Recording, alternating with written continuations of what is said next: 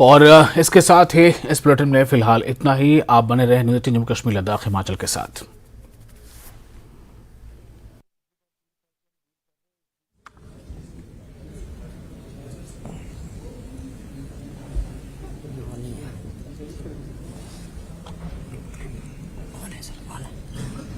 पता मैंने ऑफ किया चीफ सेक्रेटरी और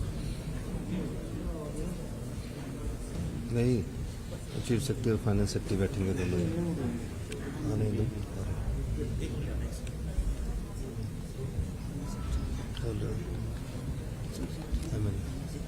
यहाँ बैठेंगे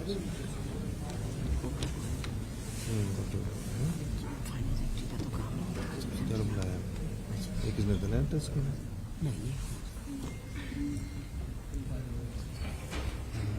दो इधर लोगों दो चेयर्स हो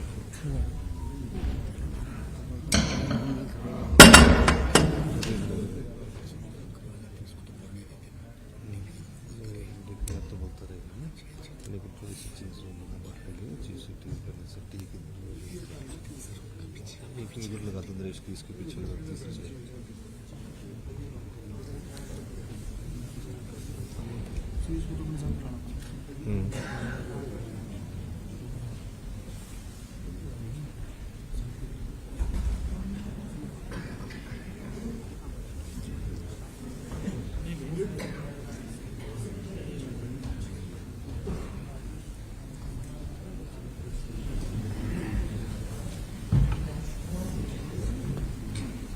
सीएस और चीफ सेक्रेटरी उसके लिए फाइनेंस सेक्रेटरी पता है चीज़ क्यों मुझे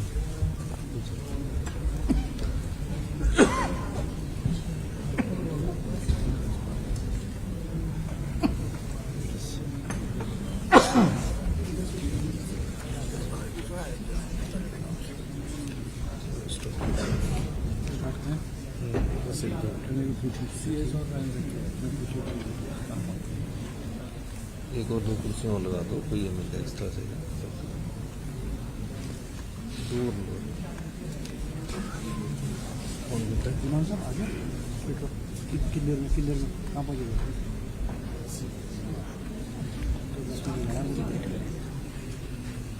आ जाएंगे बीच तब तो कर कौन कौन है तो भी 10 मिनट नहीं काम है हाँ वो 2 मिनट वेट कर लेते वैसे बोलते रहे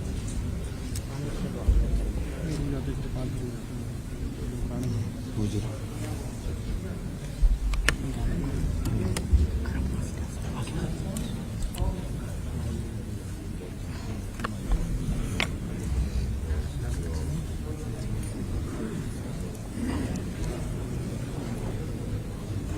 राजा से पूछिए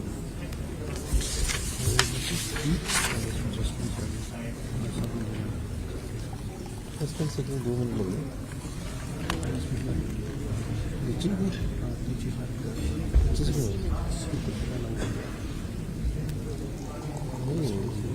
हमारा नहीं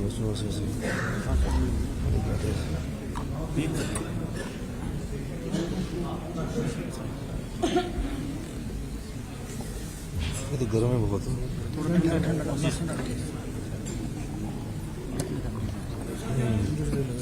दूसरा गिलास लेना है बहुत गर्म है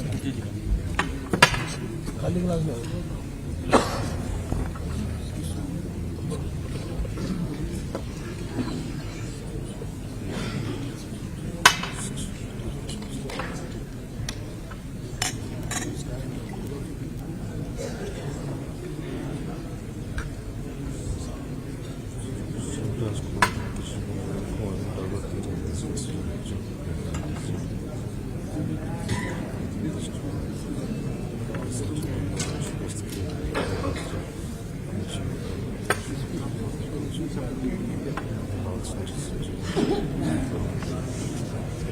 देर पानी चलो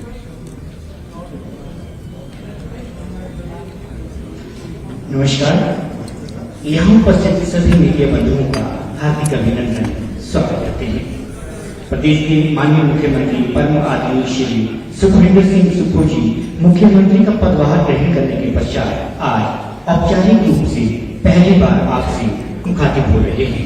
इस अवसर पर यहाँ उपस्थित हैं प्रधान सलाहकार मीडिया श्री नीलेश चौहान जी, मंचासीन माननीय विधायकगण और वरिष्ठ अधिकारीगण। मेरा साथ आग्रह है माननीय मुख्यमंत्री जी से पत्रकार वार्ता को संबोधित कर अपने विचार साझा करने के लिए माननीय मुख्यमंत्री महोदय जी।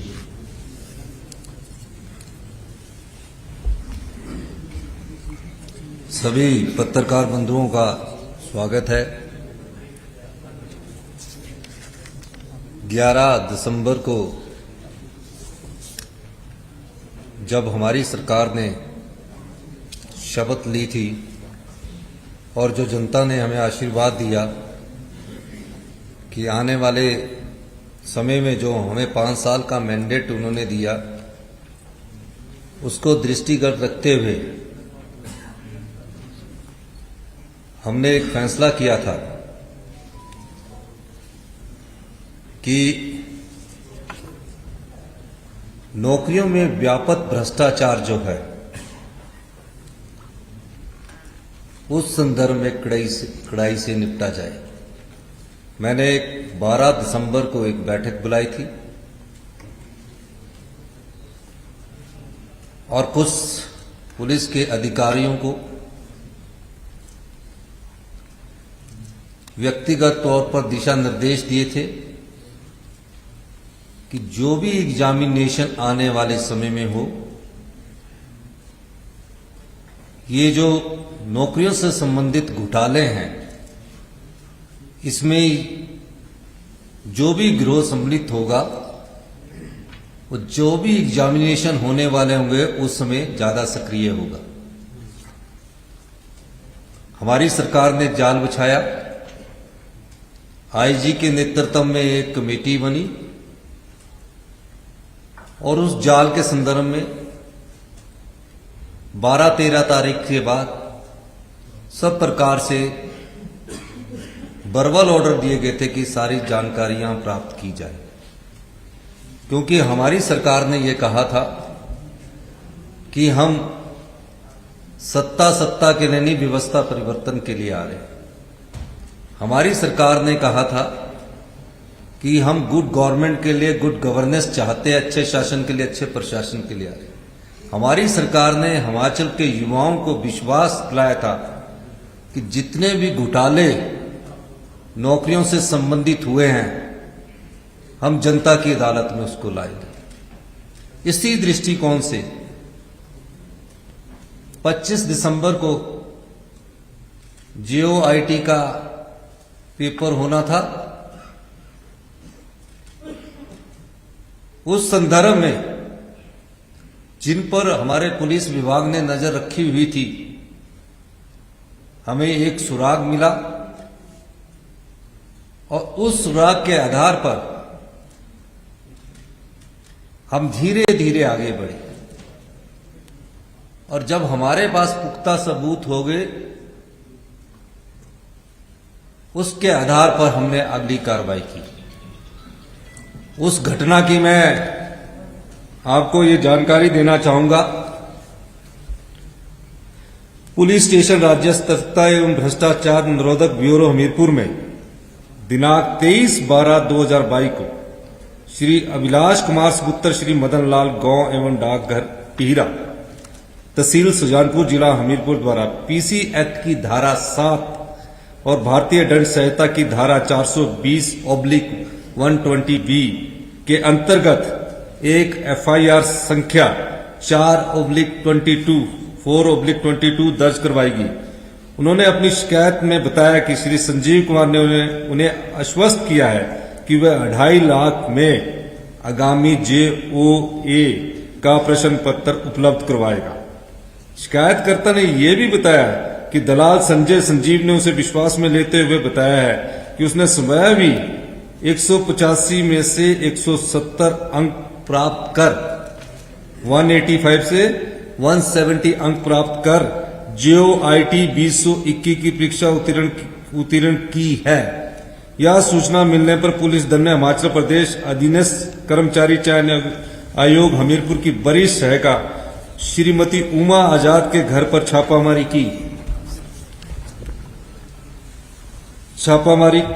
की जहां की शिकायतकर्ता को प्रश्न पत्र सौंपने के लिए ले जाया गया था।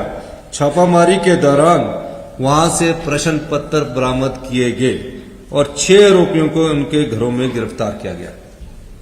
ये तो 25 दिसंबर का जो प्रश्न पत्र था। उसके बाद के जो सबऑर्डिनेट सिलेक्शन में एग्जाम होने थे, जो अगले 25 दिसंबर के बाद जो और तिथियों की जो घोषणा थी, उसके तहत मैं कुछ जानकारियां आपको देना चाहता हूं।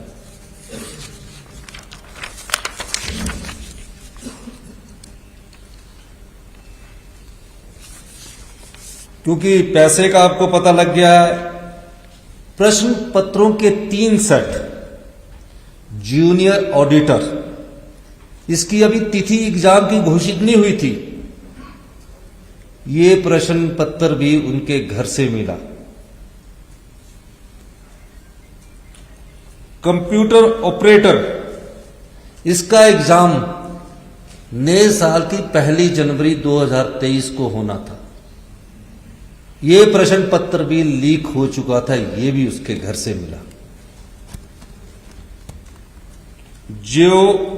JOA IT, ये भी उसके घर से मिला। 6,40,000 रुपया उनके घर से मिला। और ये कोई छोटी बात नहीं है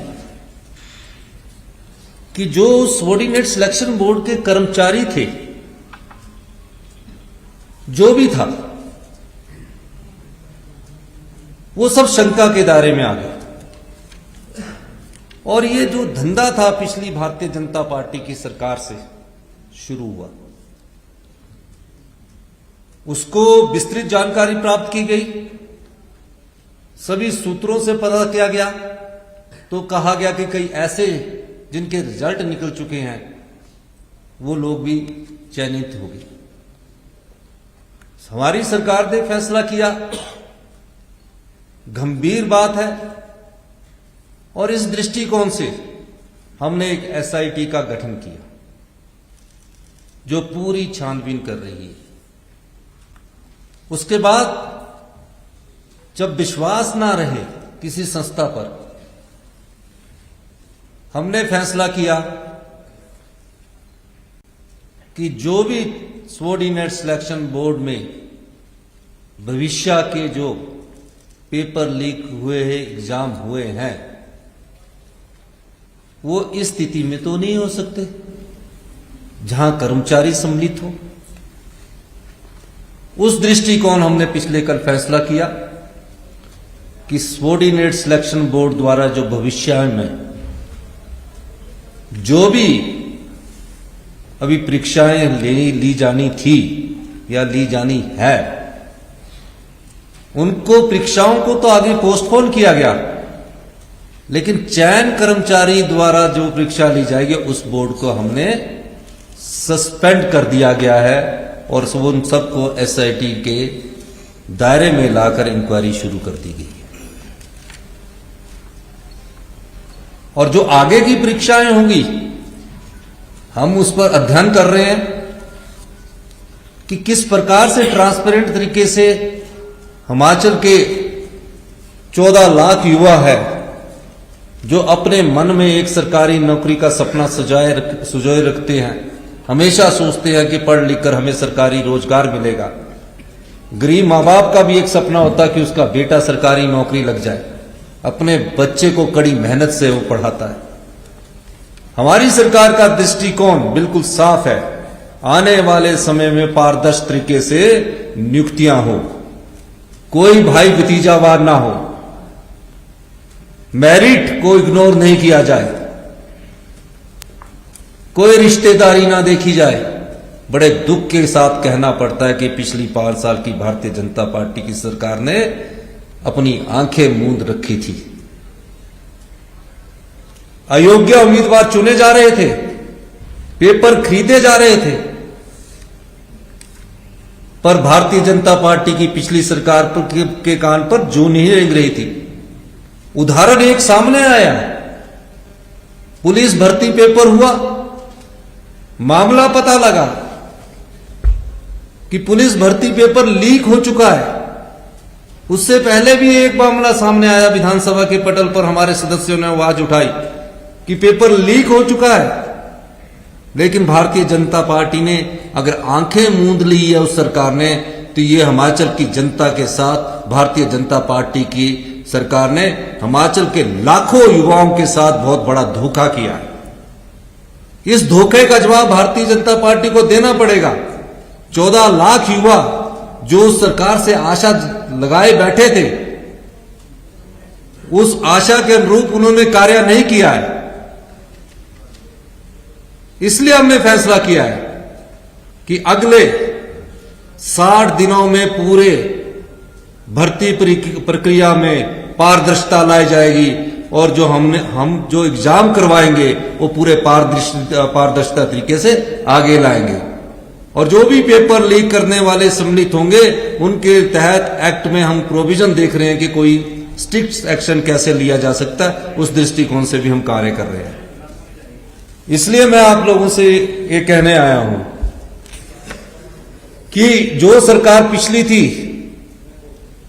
उस सरकार की भी गलतियां हैं। हम सारी जानकारी अभी और एकत्रित कर रही है, कुछ और सनसनीखेज जानकारियां हम आने वाले वक्त में आपके सामने लाएंगे।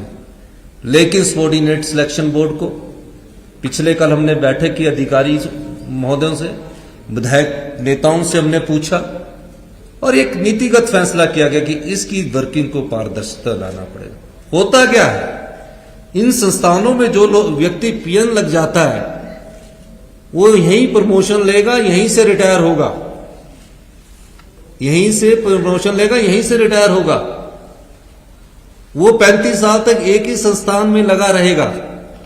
और जो 35 साल में एक संस्थान में लगा रहेगा, जो ये महिला पकड़ी गई है, इसके बेटे ने टॉप किया। भारतीय जनता पार्टी की सरकार थी तब भी उनकी आंखें नहीं खुली। हमने फैसला लिया कि इस सबऑर्डिनेट सिलेक्शन बोर्ड को, उनके सभी अधिकारियों को, जो सरकारी है उनको हम शिमला बुला दिया, बाकियों को सबको सस्पेंड कर दिया। और हम आगे ये फैसला कर रहे हैं कि अगली जो चयन प्रक्रिया है उसमें पारदर्शिता लाई जाएगी और 60 दिन के अंदर जो इंटरव्यू कैंसिल हुए हैं उनको द्वारा से किस एजेंसी के द्वारा शुरू किया जाएगा उसका फैसला आने वाले वक्त में आपको बता दिया जाएगा। जिन भी युवा साथियों ने हिमाचल प्रदेश में रिटन एग्जामिनेशन पास कर चुके हैं, मेहनत करके रिटन एग्जामिनेशन पास कर चुके हैं, हम वो भी देखेंगे कि कहीं वहां भी कोई पेपर लीक की वारदात तो नहीं हुई है। अगर पेपर लीक की कोई वारदात नहीं होगी तो उनके डॉक्यूमेंटेशन वाला जो इंटरव्यू है उसको भी हम आगे बढ़ाएंगे। और आने वाले समय में हम हिमाचल के युवाओं को यह विश्वास देना चाहते हैं कि हम पूरी तरह से एक पारदर्शी, नैतिक से भरपूर ट्रांसपेरेंट सिस्टम लाएंगे और अगली भर्तियां भी हम जल्दी ही शुरू करेंगे। जितने भी सरकारी रोजगार है उनको रोजगार के अवसर उपलब्ध करवाएंगे। आप लोगों ने मेरी बात सुनी, कोई सवाल पूछना चाहता है? आपका बहुत बहुत धन्यवाद। अभी जहां की शिकायत आई है उस पर कार्रवाई की गई है। माइक को प्राप्त करवा दिए प्लीज। मुख्यमंत्री महोदय, आपका जो ये फैसला है ये काफी सराहनीय बताया जा रहा है और लोग इसकी बहुत तारीफ कर रहे हैं। लेकिन कल एक कॉन्फ्रेंस हुई जिसमें आपके नेता ने ये ध्यान दिया, जब उनसे पूछा गया कि भ्रष्टाचार के मामले में जो चार्जशीट जो आपने जनता के सामने प्रस्तुत की थी तो उसमें क्या आप कर रहे हैं, उनका जवाब बड़ा हैरान कर देने वाला था। वो कह रहे थे कि अभी इस मामले ये हमारी अभी प्रायोरिटी नहीं। भ्रष्टाचार के जो भी मामले आएंगे, Congress party zero tolerance against corruption है, सब पर कार्रवाई की जाएगी। सर, ये जो आपने खासकर 60 दिन की बात कही, थोड़ा सा इसको क्लैरिफाई करते हैं, क्योंकि जो बच्चे एग्जाम दे चुके हैं वो थोड़े से परेशान जरूर हैं कि हमारा रिजल्ट कब निकल पाएगा। 60 डेज के अंदर आप इसको रिजल्ट आएगा उनका, या फिर 60 डेज लेंगे पूरी जांच की? जो बच्चे एग्जाम दे चुके हैं उनका परीक्षा परिणाम तो डॉक्यूमेंटेशंस पर है। किस प्रकार संस्था सबऑर्डिनेट सिलेक्शन बोर्ड लेगा, किस तरीके से लेगा, या पब्लिक सर्विस कमीशन लेगा, वो मॉडलिटीज तय की जा रही है। मेरा यह मानना है कि 25-30 दिन में हम सारी मॉडलिटीज तय कर देंगे और उसके आधार पर आगे की कार्रवाई करेंगे। आपने ये जो बात कही है कि पिछली सरकार की भूमिका रही है इसमें जो सारा गड़बड़ जाना है, जैसे आपका पिछली सरकार का डाला है, तो किस तरह से थोड़ा सा इसमें देखिए, पिछली सरकार के समय पुलिस भर्ती लीक मामला हुआ, घोटाला हुआ, क्या कार्रवाई हुई? मुख्यमंत्री जी ने कहा कि हम सीबीआई इंक्वायरी करवाएंगे। कांग्रेस पार्टी में विधायक दल के साथ गवर्नर के पास देखिए सीबीआई इंक्वायरी की नोटिफिकेशन तो करवा। तो जो दोषी थे उनको बचाने की कोशिश पिछली सरकार ने की। हमें जैसे ही पता लगा हमने आते ही निर्देश दिया और उस पर कार्रवाई हुई। आज युवा के भविष्यों से खिलवाड़ किसने किया? अगर पीछे ही ये काम रोक देते तो आने वाले समय में इस प्रकार के घोटाले ना होते। हम सब प्रकार के घोटालों की जांच कर रहे हैं। हम ड्रग माफिया के खिलाफ का घोटालों की जांच कर रहे हैं। हम वाइन माफिया के खिलाफ घोटालों की जांच कर रहे हैं। अभी हमारा बजट सेशन आएगा, हम एक दिशा तय करके चल रहे हैं और उस दिशा के तहत भ्रष्टाचार घोटाले का इस सरकार में कोई वास्ता नहीं है। ये पिछली सरकार के भाई बहन थे। सर, जब आप विपक्ष में थे आप कहते थे कि पूर्व मुख्यमंत्री की अफसरशाही पर पकड़ कमजोर है। अब आप मुख्यमंत्री हैं, आपसे जानना चाहूंगी कि अब आपकी नजर में अफसरशाही पर पकड़ की सही परिभाषा क्या है? ये क्वेश्चन नहीं है।